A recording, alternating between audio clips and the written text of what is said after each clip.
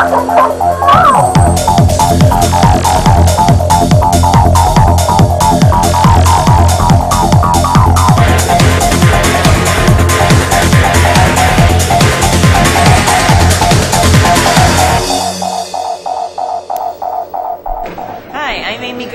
watching GVTV News. Thanks, Amy. And I'm Randy Hansen. In World News headlines today, UN Climate Change Conference concludes in South Africa amid criticism. And tens of thousands protest in Russia following disputed parliamentary elections. And U.S. Special Ops back controversial Afghan military training program in Pakistan pushes U.S. troops from remote air base use of drone program. And LA Times reveals drones and domestic law enforcement agents being used in Occupy protest plans to shut down major coastal ports. Authorities clear Occupy Boston encampment, 40 arrested in San Francisco, 55 Occupy protesters arrested as the city breaks up camp. And Newt Gingrich defends assertion that Palestinian people are invented. And Palestinian protesters killed by tear gas canister allegedly fired by Israeli soldier. And tens of thousands march in New York City to protest right-wing efforts to roll back voting rights. Republicans continue to resist efforts to construct Consumer Financial Protection Bureau. And Christian conservatives group pressure companies to pull ads from Muslim family reality show. Blackwater private security firm changes name again, second time in under 3 years. And Nobel Peace Prize historical awarded to 3 women. And Moma Abu Jamal speech about his removal from death row. GVTV News content has no connection with NCTV Digital Media Center and is its own program. But before these stories, GVTV News would like to thank one of our underwriters who supports your only visual video news media in Nevada County. That's right, it's us.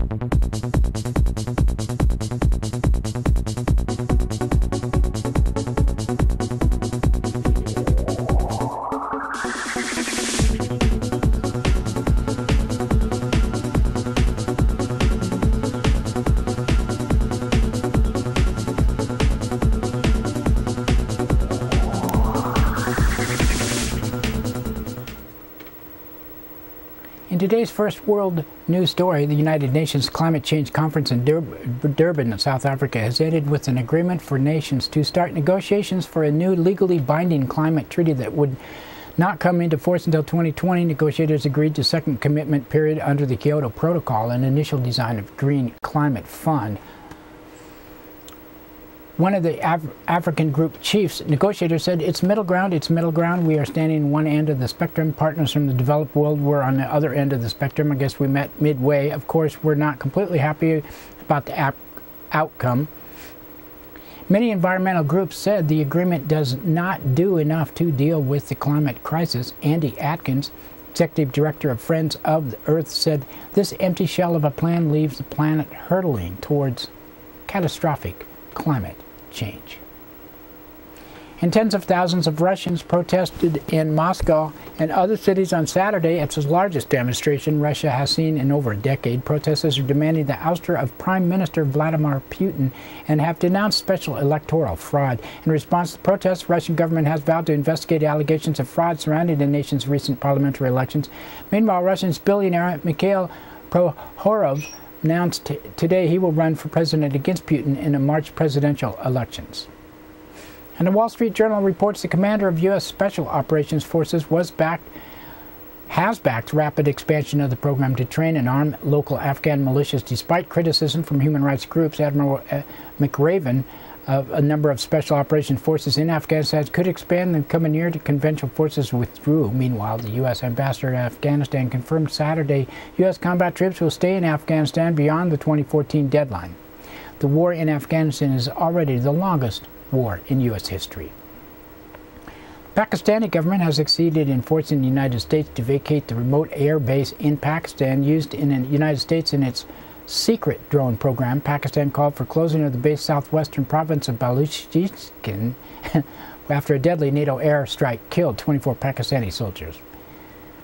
Los Angeles Times has revealed new details about how domestic law enforcement agents have begun using unmanned drones inside the United States. In June, unmanned Predator drones helped local police in North Dakota in surveillance, leading to the arrest of 3 people. Los Angeles Times. The incident marked the first time American citizens have been arrested domestically with help from the Predator. Officials say the FBI and the U.S. Drug Enforcement Administration has also used Predators for other domestic investigations. In Occupy Wall Street, protesters are aiming to shut down a number of major West Coast ports in San Diego to Alaska. The protest has not received the official endorsement of the International Longshore and Warehouse Union, but some longshoremen have vowed to take part in the action. Port blockades are being organized in Los Angeles, Oakland, San Diego, Portland, Tacoma, Seattle, Anchorage, and Vancouver. And authorities in Boston cleared out Occupy Wall Street protesters camped in the Dewey Square over the weekend. Early Saturday morning, police arrested 46 people of disorderly conduct and trespassing charges as they dismantled a 10-week-old encampment. Boston Mayor Thomas Menino, who ordered the raid, said the protesters opened the dialogue on the issue of inequality and acted in restraint when their demonstration was broken up, and said, in interest of public safety, ultimately we had to act. We do so with patience and respect. I also want to recognize the people of occupied Boston. They shined a much-needed light on economic inequality in the country. In San Francisco, police arrested 55 people for illegally lodging, broke up the city's occupied camp early Sunday morning.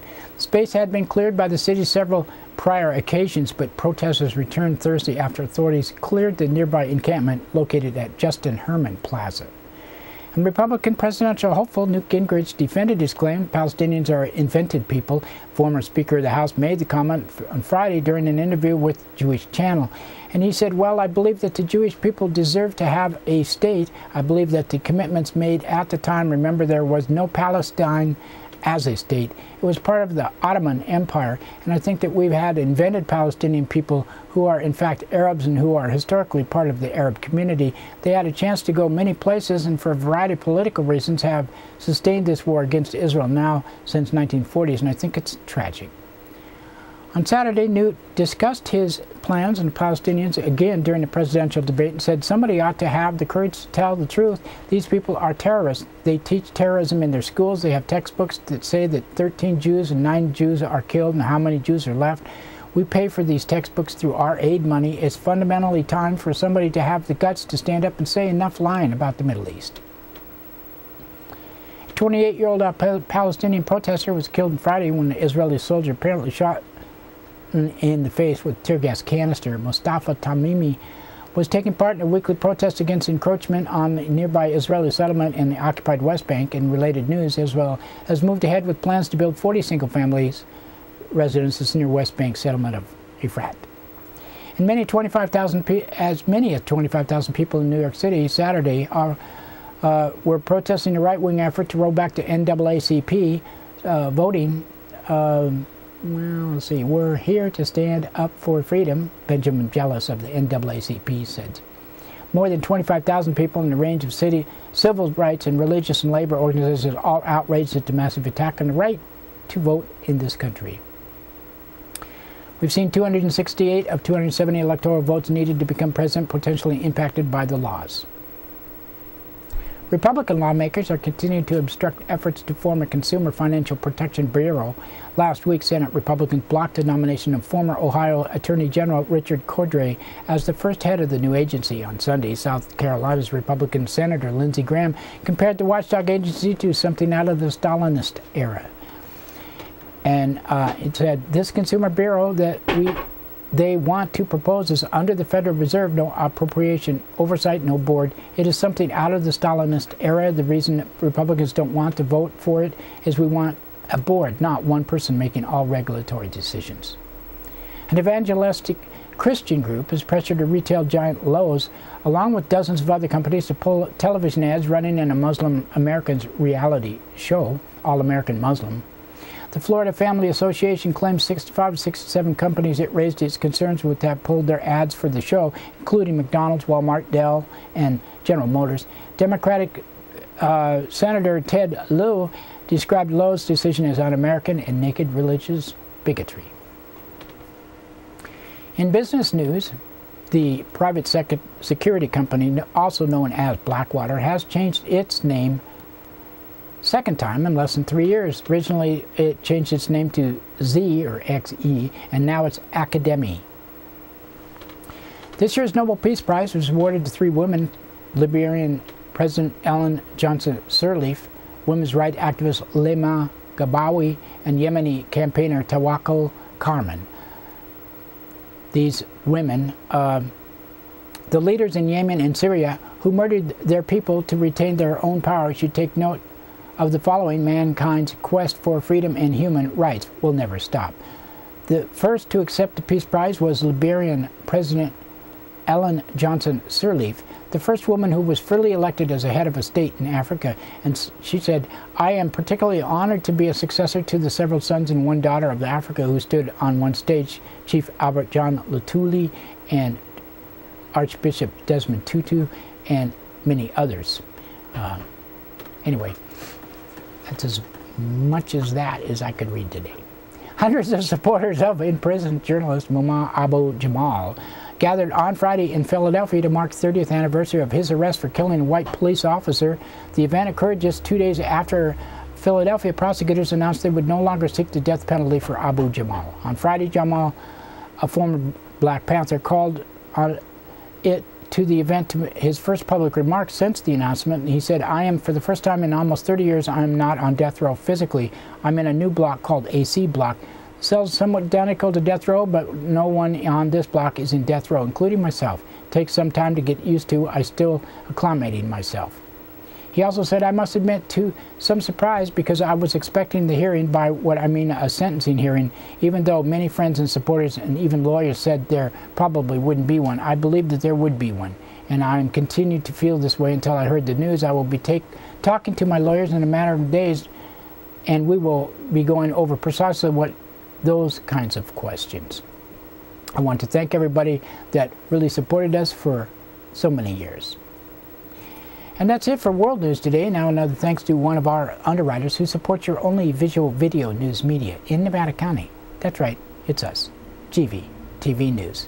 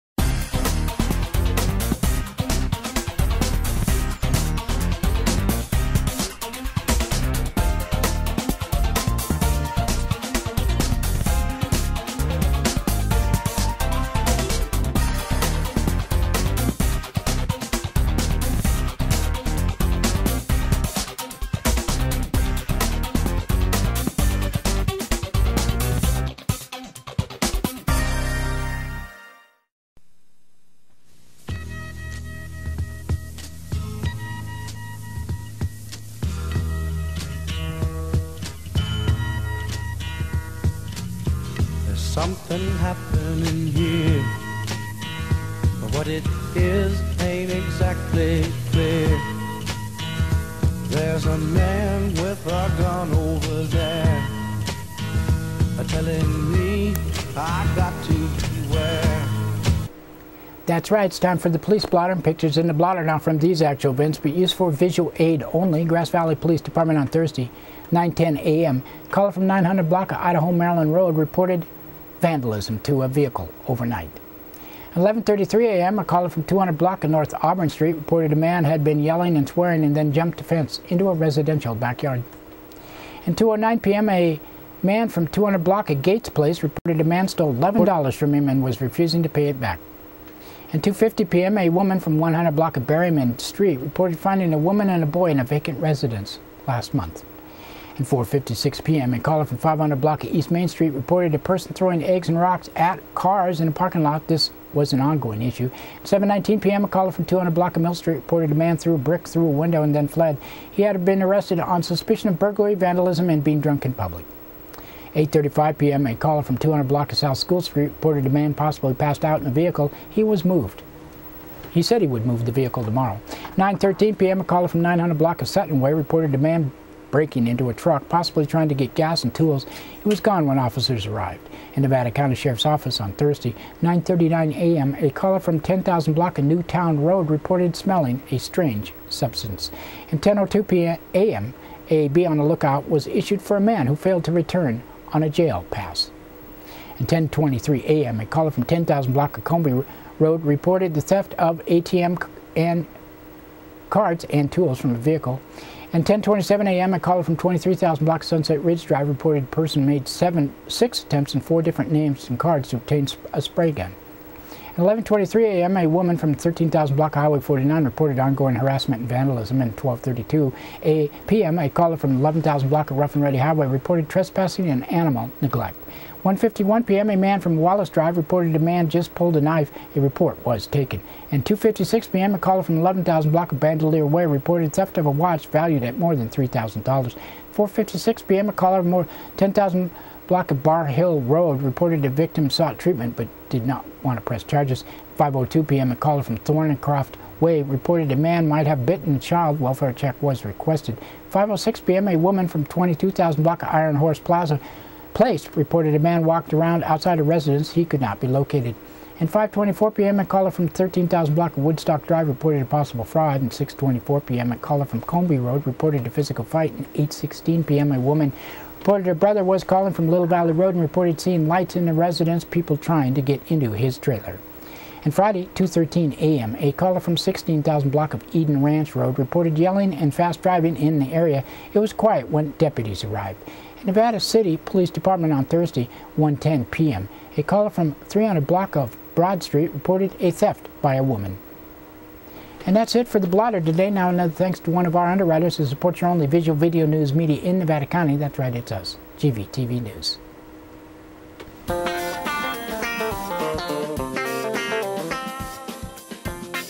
Soundcheck Music Center, the rock and roll connection. We have guitars, amps, drum equipment, sound accessories, lessons, and repairs. We are located at 671 Maltman Drive, Grass Valley. 530-272-7236, open 7 days a week.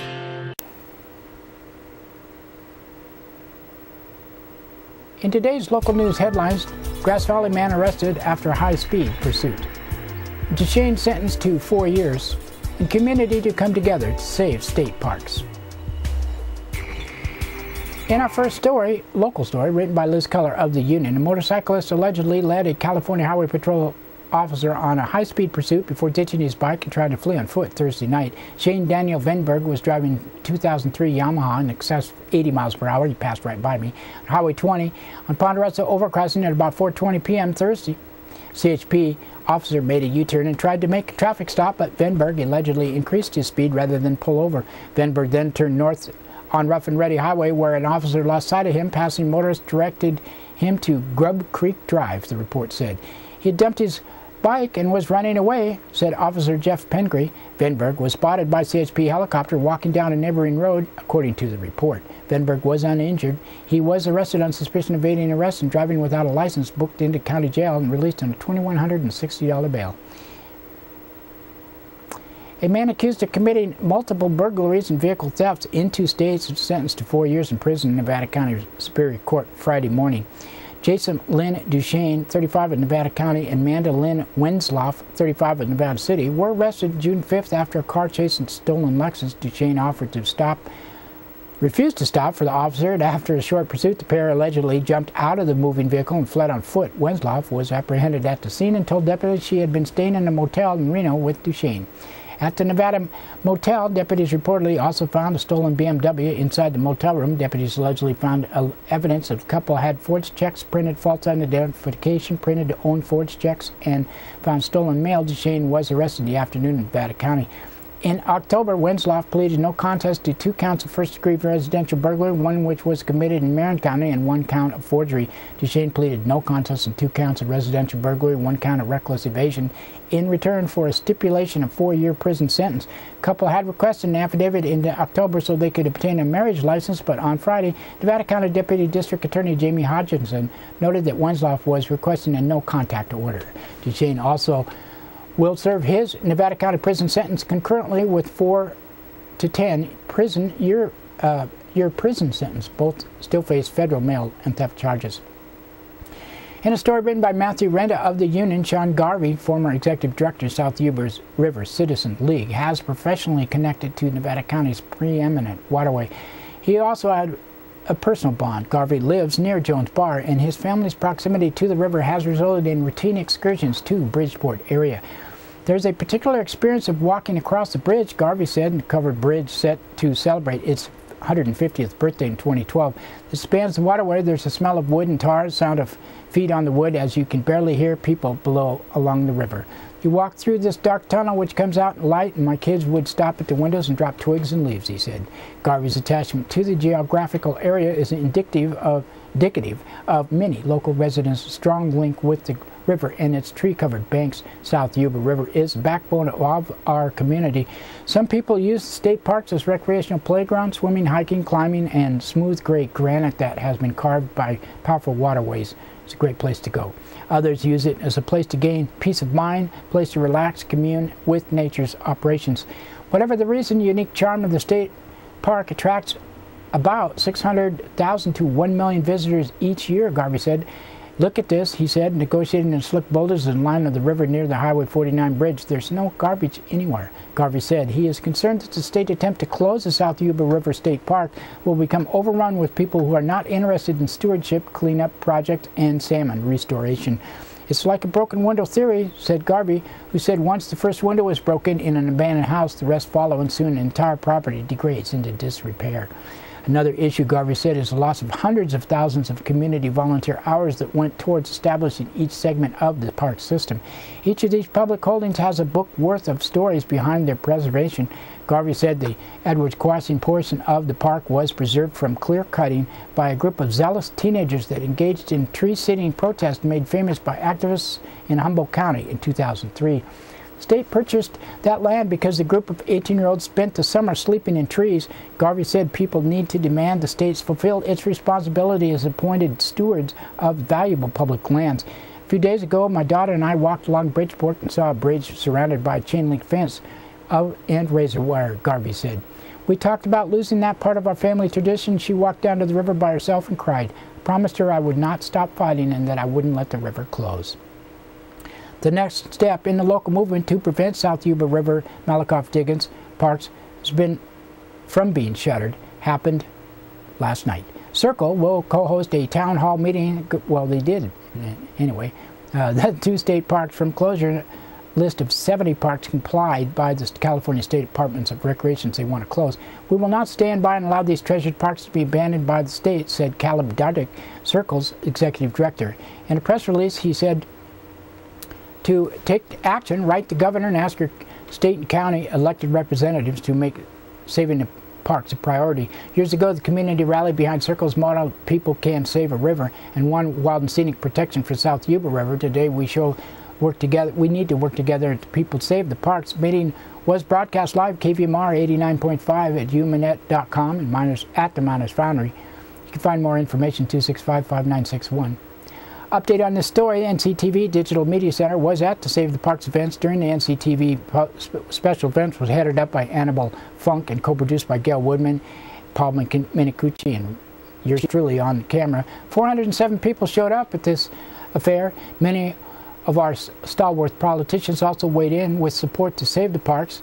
That included Sheriff Keith Royal, Hank Weston, Fire Chief Tim Fike, Izzy Martin, Robert Bergman, Dan Anderson, and many others added their support. Kudos to a great panel. Standing out was Alden Olmsted, son of John Olmsted, a legend in the forming of many parks throughout the state, a man who spent his entire life working to keep our nature intact for generations to come. Alden's campaign of collecting $1 from every person in California that would save all the proposed 70 parks on the list of foreclosure this next year. Petition to be presented in Sacramento with signatures was formed at the meeting, and the goal is to get 5,000 signatures from our county to be presented to our esteemed Governor Jerry Brown. Let him know that we do not want to abandon our parks. Much focus is also on the fact that these parks closing would deny millions of dollars in revenue from tourists in our communities. Everyone in our county should sign this petition, so let's get 100,000 signatures and save our park. GVTV News will donate an underwriting spot until this is resolved for a Save the Parks plea for our community, and we will be running this on all our shows until it succeeds. Over 80 mentions a month, plus the internet, so contact Circle or Alden Olmsted and make Christopher's Old World Deli and Catering Company has brought its delicious food and service downtown Grass Valley. Do you like desserts? They got them. You like international style lunches? They got them. Christopher's Deli and Catering for parties, get-togethers, weddings, or whatever. Open 7 days a week.